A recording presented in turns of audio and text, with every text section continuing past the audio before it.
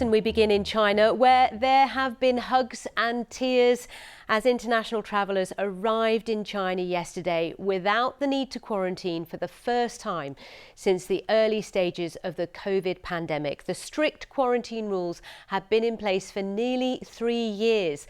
Their lifting marks the end of Beijing's zero COVID policy, which had caused growing public anger.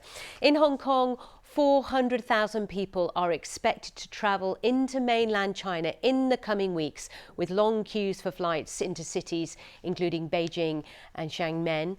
So what will the impact be of the reopening of China, and how will the economy respond to all of this? Let's go live to Hong Kong now and talk to Iris Pang, a Chief Greater China Economist at ING. Iris, lovely to see you.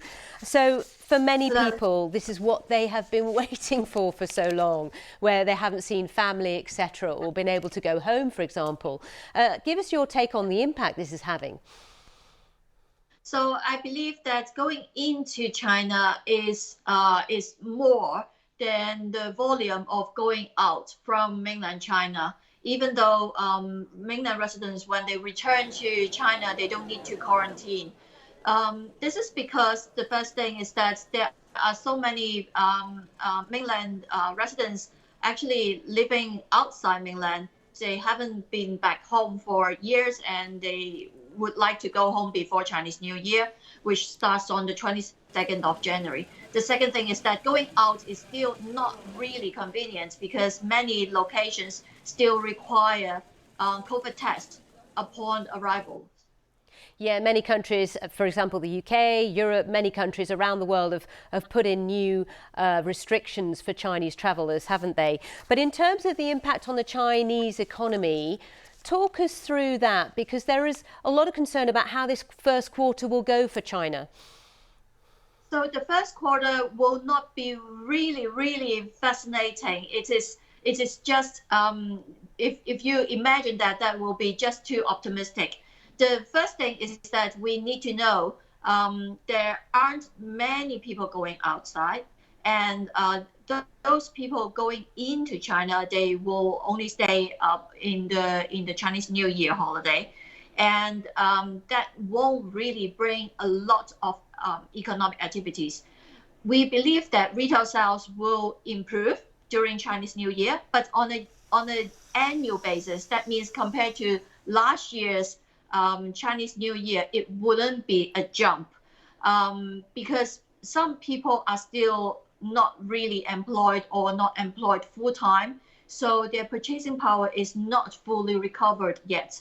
So we expect that retail sales will pick up, but not really to pandemic level. The other thing is that travel-related industry will also pick up. That will be better than the general retail sales. But for manufacturing, it could be slower than last year for growth rate because US and Europe is entering a weakening stage, and therefore China's export orders should drop rather than increase. And just briefly, Iris, because we're almost out of time, but talk us through what you can tell us about the COVID numbers and the spread of COVID in China. Some are saying it's actually now peaked. What are you hearing? We actually don't know, because the Chinese government have not released the COVID numbers for quite several days. So we do not have the information. But if we look at, for example, the metro passenger volume, that's actually increased. It means that people are, no matter whether COVID has peaked or not, people are getting used to gradually to live with COVID. And therefore, metro passenger volumes continues to go up. OK. Iris Pang, good to talk to you from ING. Thanks for your time.